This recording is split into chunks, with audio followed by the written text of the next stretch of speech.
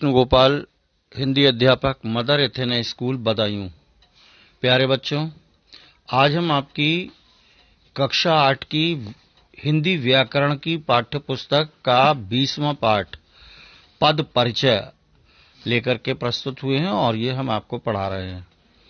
आप जानते हैं, जैसा कि इसमें लिखा हुआ है कि वाक्य में प्रयुक्त शब्द को पद कहते हैं। ये पद परिचय दिया है। पद परिचय का मतलब, पद से मतलब है शब्द। तो वाक्य में जो आए हुए शब्द होते हैं, उनमें जो प्रयोग किए गए होते हैं शब्द, उन्हीं को हम पद कहते हैं।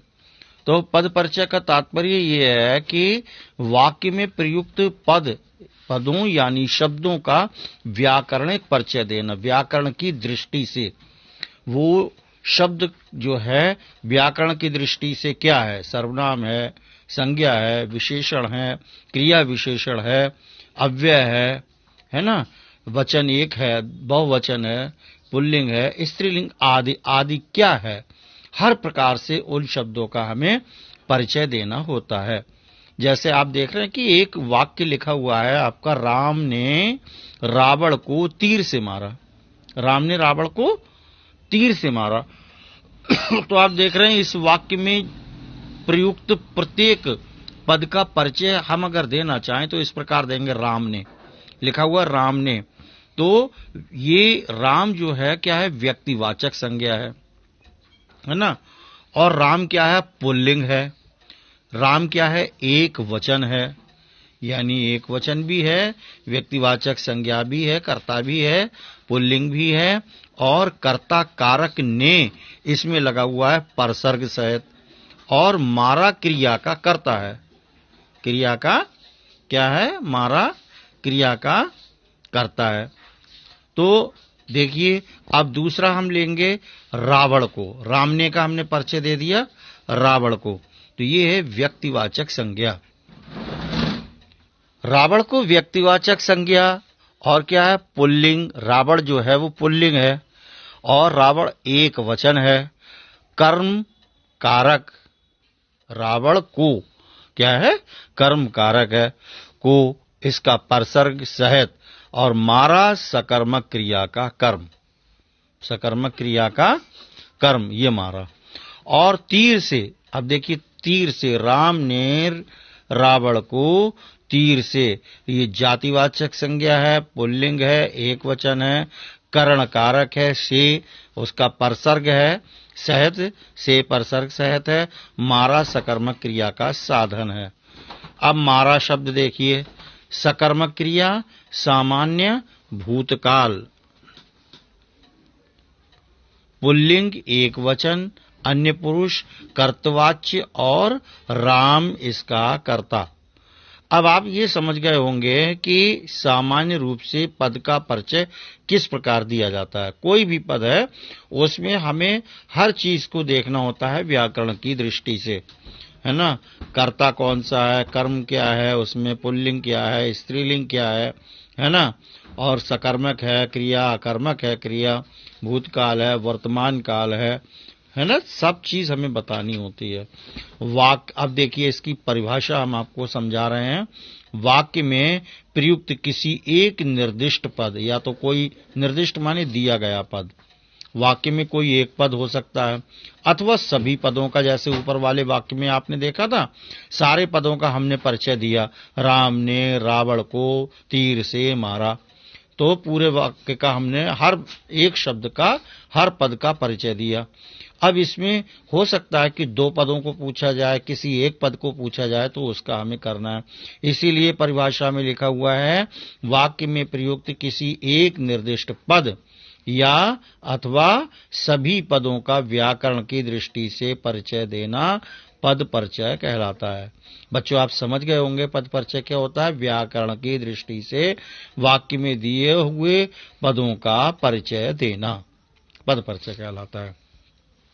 पद परिचय लिखते समय निम्नलिखित बातों को ध्यान में रखना चाहिए। जब हम पद परिचय लिखें तो हमें कुछ बातें, निम्नलिखित नियम उसके हैं जो ध्यान में देना है, और कितने हैं, क्या है, किस किस तरह से हम दे सकते हैं, ये देखिएगा। संज्ञा का पद परिचय, अगर वाक्य में संज्ञा शब्द है, पद है, तो इसमें हमें क्या ध्यान देना है कि संज्ञा का भेद, इसमें संज्ञा का भेद, कौन सी संज्ञा है, पुल्लिंग है ना, वो संज्ञा क्या नाम है, व्यक्तिवाचक संज्ञा है, भाववाचक संज्ञा है या जातिवाचक संज्ञा है, उसका भेद, लिंग पुल्लिंग है या स्त्रीलिंग है, वचन एक वचन है या बहुवचन है, कारक, कर्ता, कर्म, करण आदि उसके जितने भी कारक आपने पढ़े हैं उनमें से कौन सा है, वो परसर्ग से हम पहचानेंगे एवं क्रिया के साथ उसका संबंध बता देना चाहिए। जैसे उदाहरण में देखिए, भारत में विदेशियों ने बहुत दिनों तक शासन किया, तो इसमें भारत में विदेशियों ने, आप देख रहे हैं भारत में विदेशियों ने, इस प्रकार से भारत में से जोड़ दिया, ये परसर्ग है, एक पद हो गया, विदेशियों ने दूसरा पद हो गया और शासन तीसरा पद हो गया। तो इसका मतलब हमें वाक्य में इन तीन पदों का परिचय देना है। पहले हम देखते हैं भारत में।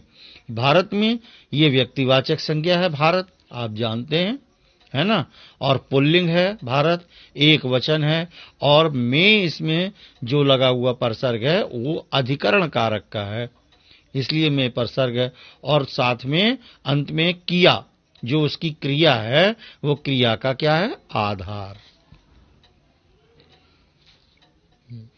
आगे दूसरा देखिए बच्चों, इसका दूसरा पद विदेशियों ने, है ना, जातिवाचक संज्ञा है, ये पुल्लिंग है, बहुवचन कर्ता कारक, ने परसर्ग है, और किया ये क्रिया का कर्ता है। अब तीसरा है शासन बचा, शासन भाववाचक संज्ञा है, पुल्लिंग है, एक वचन है, कर्म कारक है, किया क्रिया का कर्म है, और पूरक के रूप में इसको प्रयोग किया गया है। पूरक मानी वाक्य को पूरा करने वाला है। अब देखिए सर्वनाम का पद परिचय। सर्वनाम, अगर अभी आपने पढ़ा संज्ञा का, अब सर्वनाम आता है, संज्ञा के स्थान पर प्रयोग होने वाले इसमें सर्वनाम का भेद, यानी पुरुषवाचक, निश्चयवाचक, अनिश्चयवाचक, संबंधवाचक, प्रश्नवाचक, निजवाचक, यही तो उसके आपने भेद पढ़े हैं, है ना। तो उसके लिंग, वचन, कारक, उनके भेद एवं क्रिया के साथ उसका संबंध बताना चाहिए। जैसे आप भी कुछ लीजिए, आप भी कुछ लीजिए में इसमें दो पद दिए गए हैं, आप और कुछ रंगीन दिखाई दे रहे हैं, तो हमें इन दो पदों का ही परिचय केवल देना है। आप ये पुरुषवाचक सर्वनाम है, आपने पढ़े ना, पुरुषवाचक, मध्यम पुरुष, है ना, उत्तम पुरुष, और जो हमने पढ़े है ना, प्रथम पुरुष होता है उसे हम उत्तम पुरुष भी कहते हैं, मध्यम पुरुष भी कहते हैं, अन्य पुरुष भी, है ना। तो अन्य पुरुष आपने इस तरह से अन्य पुरुष, मध्यम पुरुष और उत्तम पुरुष, तीन पुरुष पढ़े हैं, तो वो हमें बताना है कौन सा है। तो आप जो है ये पुरुषवाचक सर्वनाम का मध्यम पुरुष है, एक वचन, पुल्लिंग स्त्रीलिंग दोनों में प्रयुक्त होता है, कर्ता कारक, लीजिए क्रिया का कर्ता है। कुछ शब्द को देखिए अनिश्चयवाचक सर्वनाम है, कुछ एक वचन है, पुल्लिंग है, स्त्रीलिंग दोनों में प्रयुक्त हो सकता है, कुछ, है ना। तो कर्म कारक लीजिए ये क्रिया का कर्म है। विशेषण का पद परिचय देखिए, अगर विशेषण वाक्य में कहीं होता है तो उसका पद परिचय देते हैं। इसमें विशेषण का भेद गुणवाचक, संख्यावाचक, परिमाणवाचक, सार्वनामिक, लिंग, वचन, अवस्था, मूलावस्था, उत्तरावस्था, उत्तम अवस्था, ये अवस्थाएं आपने पढ़ी हैं पीछे सब, तथा जिस विशेष की संज्ञा या सर्वनाम की विशेषता बता रहा है उसका उल्लेख करना चाहिए। जैसे देखिए झूठा आदमी विश्वास के योग्य नहीं है, इसमें झूठा और योग्य दो शब्दों का हमें परिचय देना है, यानी दो पदों का परिचय देना है। झूठा ये गुणवाचक विशेषण है, मूलावस्था है, पुल्लिंग एक वचन है, आदमी इसका विशेष है, और योग्य शब्द है गुणवाचक विशेषण, मूलावस्था और पुल्लिंग एक वचन, इसका भी विशेष आदमी है। क्रियापदों का पद परिचय देखिए, क्रिया का पद परिचय करते समय उसके मुख्य दो भेद अकर्मक तथा सकर्मक ये आपने पढ़े हैं, तथा अन्य भेद संयुक्त क्रिया आदि काल वर्तमान भूतकाल भविष्यत काल, लिंग एक वचन, वाच्य कर्तवाच्य कर्मवाच्य भाववाच्य ये आपने पढ़े हैं, तथा कर्ता कर्म करण आदि कारकों से संबंध भी लिखे जाते हैं। जैसे सम्राट चंद्रगुप्त ने अनेक प्रदेशों को जीतकर अपने राज्य में मिला लिया, तो जीतकर एक पद है इसमें और मिला लिया ये दूसरा पद है। दो पदों यानी दो शब्दों को मिला लिया है ना, ये इसमें जोड़ा गया है, क्रिया है। जीतकर तो ये पूर्वकालिक क्रिया आपको पता है, जीतकर जिसमें कर या के लग जाता है, आप पढ़ करके आए हैं, तो वहां पर पूर्वकालिक क्रिया होती है। आप इसको बस इतना ही बताएंगे। मिला लिया सकर्मक संयुक्त क्रिया, दो क्रियाएं मिला लेना और लिया, तो ये संयुक्त क्रिया हो गई और सकर्मक क्रिया है ना। सामान्य भूतकाल है, एक वचन है, पुल्लिंग है, कर्तवाच्य भी है, इसका कर्ता सम्राट समुद्रगुप्त तथा कर्म अनेक प्रदेशों को है। क्रिया विशेषण का पद परिचय, इसमें केवल दो बातें लिखनी चाहिए। पहला, इसका भेद स्थानवाचक कालवाचक या रीतिवाचक क्या है, और तथा दूसरी बात है वो क्रिया जिसकी विशेषता बताई जाती है। जैसे पूनम की रात ताजमहल का अनुपम सौंदर्य देखकर हम सब एकदम भाव विह्वल हो गए। एकदम शब्द का हमें ये जो पद है इसका परिचय देना है। एकदम देखिए रीतिवाचक क्रिया विशेषण है, ये भाव विह्वल हो गए ये क्रिया की विशेषता बता रहा है। संबंध बोधक का पद परिचय देखें, इसमें भी केवल दो बातों का उल्लेख करना चाहिए, दो ही बातें होती हैं। इसका भेद यानी कालवाचक, स्थानवाचक, दिशावाचक, करणवाचक, साधनवाचक, तुलनावाचक, विरोधवाचक और समानतावाचक, और इसका संबंधी शब्द ये हैं, सब बताने हैं। तो जैसे हमारे विद्यालय के समीप एक चर्च है, एक चर्च है, तो के समीप है ना, हमें ये बताना है के समीप। तो स्थानवाचक संबंध बोधक है। संबंध बोधक में आपको पता ही है कि के आगे के, अंदर के, पीछे के, समीप है ना, के निकट, इस तरह के आ जाते हैं। तो के स्थान वाचक संबंध बोधक है समीप, और विद्यालय और चर्च में संबंध स्थापित कर रहा है। आप देख रहे हैं बच्चों, समुच्चय बोधक का पद परिचय, इसमें भी मुख्य दो बातें लिखनी चाहिए। समुच्चय बोधक का पद परिचय के अंतर्गत हमें दो बातें लिखनी हैं। एक तो भेद समानाधिकरण है अथवा व्यधिकरण है। आपने दो भेद पढ़े हैं ना समुच्चय बोधक के, समानाधिकरण और व्यधिकरण, तथा योजित शब्द या वाक्य जिन्हें वो जोड़ता है। जैसे अगर तुमने परिश्रम किया होता तो अवश्य अच्छे अंक आते। अगर और तो इसमें हमें अगर का और तो दो पदों का परिचय देना है। देखिए, अगर तो व्यधिकरण समुच्चय बोधक है, संकेत बोधक परिश्रम करना और अच्छे नंबर आने में संबंध स्थापित करते हैं। कल मैं आपकी प्रतीक्षा करती रही किंतु आप नहीं आए, तो इसमें किंतु एक पद है, इसको समानाधिकरण समुच्चय बोधक यानी विरोध सूचक है ना। कल मैं आपकी प्रतीक्षा करती रही और आप नहीं आए, वाक्यों को जोड़ रहा है। विस्मयादिबोधक का पद परिचय देखें, इसमें केवल वह कौन सा भाव व्यक्त कर रहा है, कौन सा भाव व्यक्त कर रहा है ये बताना होता है ना। तो अरे वाह, तुमने तो कमाल कर दिया, ये अरे वाह, छी छी कितनी गंदी जगह है, उफ गर्मी ने तो परेशान कर दिया। आपने देखा इन वाक्यों में अरे वाह प्रशंसा का, छी छी घृणा का, उफ परेशानी यानी कष्ट का भाव व्यक्त कर रहे हैं। तो ये सभी विस्मयादिबोधक है। कौन से भाव जो प्रकट करते हैं वो। इनके अतिरिक्त कुछ पद ऐसे भी होते हैं बच्चों जिनका प्रयोग वाक्य में अलग अलग प्रकार से किया जाता है। जैसे वह शब्द सर्वनाम के रूप में और सार्वनामिक विशेषण के रूप में प्रयुक्त हो सकता है। अतः वाक्य में शब्द की स्थिति को देखकर ही पद परिचय करना चाहिए। बच्चों, ये छोटा सा पाठ था। अब देखिए एक ही इसमें अभ्यास दी जा रही है पद परिचय से संबंधित। आइए देखते हैं। इसका पहला प्रश्न है, देखिए बच्चों, निम्नलिखित वाक्यों के रंगीन छपे पदों का पद परिचय दीजिए, है ना। तो इसमें पहला वाला है, एक बार अकबर बादशाह के पास 2 राजपूत नौकरी के लिए आए। इसमें 2 शब्द हैं, अकबर बादशाह और 2 राजपूत, ये पद हैं। इनका पद परिचय हमको देना है, अकबर बादशाह वाला। तो अकबर बादशाह जो है ये व्यक्तिवाचक संज्ञा है, पुल्लिंग है, एक वचन है, कर्म कारक है, और आए ये क्रिया का कर्म है। ठीक है, आए। अब देखिएगा दूसरा पूछा है, 2 राजपूत। 2 राजपूत माने निश्चित संख्यावाचक है ये, और जातिवाचक है, जातिवाचक संज्ञा, पुल्लिंग है, और ये द्विवचन, 2 लिखा हुआ है इसलिए 2 वचन है ये, कर्ता कारक, आए क्रिया का कर्ता हुआ। अब दूसरा वाला देखिए, पार्क में चारों ओर हरियाली और रंग बिरंगे फूल देखकर मन प्रसन्न हो गया। तो इसमें हरियाली और देखकर इन 2 पदों का हमें परिचय देना है। तो देख लीजिएगा, इसमें हरियाली शब्द जो है वो भाववाचक संज्ञा है, स्त्रीलिंग, एक वचन, कर्म कारक, और ये पूर्वकालिक क्रिया है, देखकर का कार्य है ना। जो आप देखकर देख रहे हैं, ये कौन सी क्रिया है? पूर्वकालिक क्रिया।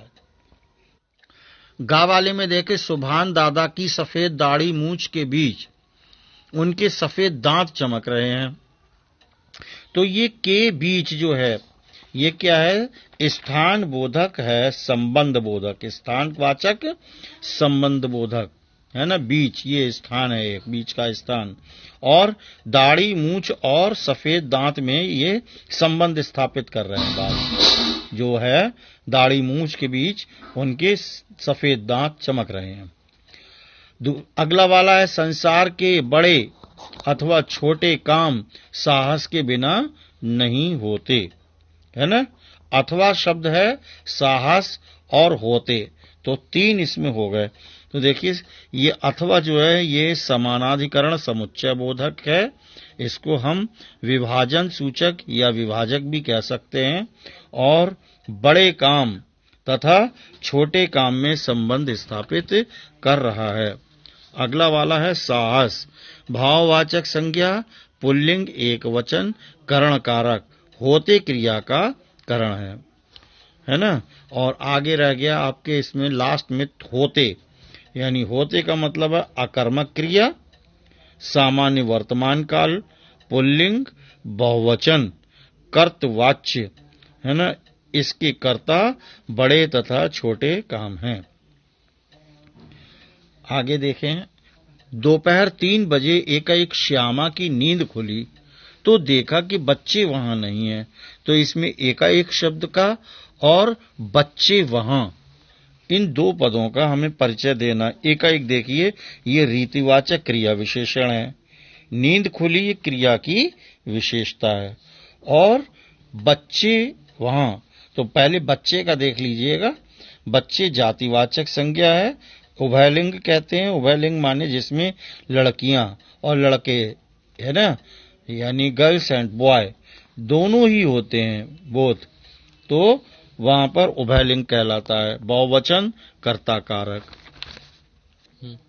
वहां और रह गया बच्चे वहां नहीं है, तो वहां देखिएगा छोटा सा है वहां का, ये है स्थानवाचक क्रिया विशेषण, है ना, नहीं है क्रिया की विशेषता बता रहा है। बच्चों दूसरा वाला आप देखें, निम्नलिखित वाक्यों के रेखांकित पदों का सही पद परिचय छांटकर लिखिए। अब ये आपने देखा है ना कि प्राचीन भारत की संस्कृति महान है, इसमें आपका का, खा, गा कई ऑप्शन दिए जा रहे हैं, उनमें से आपको छांटना है प्राचीन, ये गुणवाचक विशेषण उभयलिंगी, है ना, एक वचन एवं बहुवचन दोनों में प्रयुक्त होने वाला है।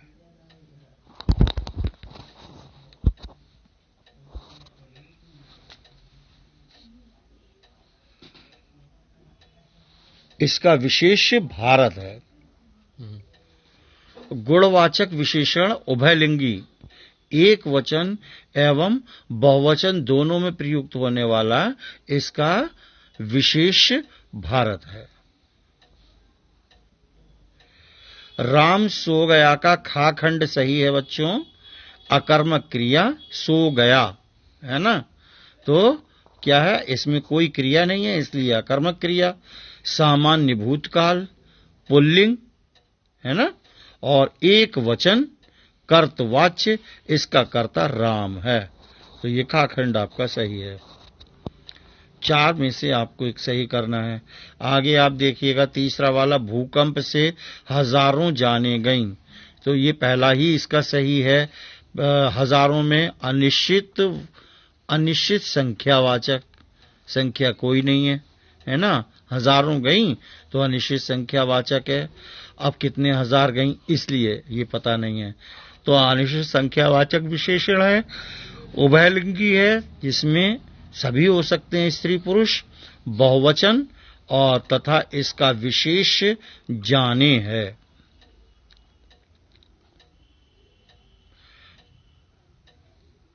अग्रिम वाला आप देखेंगे प्यारे बच्चों, वह मुझ पर विश्वास करता है।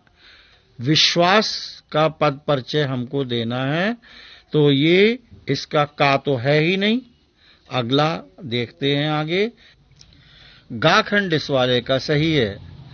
भाववाचक संज्ञा, वो मुझ पर विश्वास करता है, विश्वास का हम बता रहे हैं। पुल्लिंग एक वचन, कर्मकारक, परसर्ग रहित, करता है, क्रिया का कर्म है। आगे वाला देख रहे हैं, चिड़िया पिंजड़े में बंद है, तो चिड़िया का पद परिचय हमको देना है। का है नहीं, खा भी नहीं है आपका, गा भी नहीं है इसमें, घा सही है। ये जातिवाचक संज्ञा है। चिड़िया स्त्रीलिंग एक वचन है, कर्ता कारक, परसर्ग रहित, परसर्ग इसमें है नहीं, बंद है, क्रिया का कर्ता है। राजा जनक मिथिला के राजा थे, मिथिला के राजा थे, राजा जनक का पद परिचय हमको देना है। ये व्यक्तिवाचक संज्ञा है, पुल्लिंग है, एक वचन है, कर्ता कारक है, परसर्ग रहित है, इसमें परसर्ग है नहीं, और थे ये क्रिया का कर्ता है।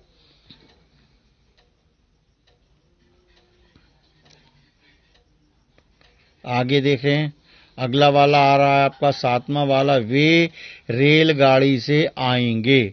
वे का पद परिचय पहला का खंड ही इसका सही है। पुरुषवाचक सर्वनाम, अन्य पुरुष पुल्लिंग, बहुवचन, कर्ता कारक, परसर्ग रहित, आएंगे क्रिया का कर्ता है। तो इसमें आपका कास हो गया, गाघ। आखिरी वाला ये देखें बच्चों, दादा से लेकर पोते तक सब नेता हैं, तो इसका काखा है नहीं, और गा सही है। जातिवाचक संज्ञा, पुल्लिंग, बहुवचन, कर्ता कारक, परसर्ग रहित, परसर्ग रहित का मतलब परसर्ग नहीं है क्रिया का कर्ता है। तो बच्चों इस प्रकार से आपका ये पाठ समाप्त हो गया है। अब इसके प्रश्नोत्तर, जो पाठ से संबंधित जो इसके प्रश्नोत्तर हैं उनकी ओर आपको लेके चलते हैं, उनको और देखिएगा। बच्चों अभ्यास तो आप अपनी जो भी एक्सरसाइज थी, वो जो प्रश्न एक पहला वाला था वो मैंने आपको एक्सप्लेन ही कर दिया है उसी में और वीडियो में, तो आप उसको तो उसी से जो है मदद लेंगे, सहयोग लेंगे, और आप ध्यान से सुनेंगे तो आपको समझ में आएगा। और बाकी अभ्यास में जो दिए गए हैं सही गलत वो मैंने आपको दिखाई दिए हैं। अब प्रश्न इसका बनता है पहला वाला, पद परिचय से आप क्या समझते हैं, अर्थात पद परिचय की परिभाषा।